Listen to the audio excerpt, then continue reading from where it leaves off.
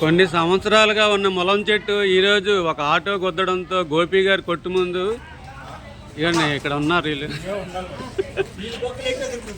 ఇవ్వండి గోపి గారి షాప్ ముందు ఉన్న ములం చెట్టు ఇరిగిపోయింది ఈరోజు.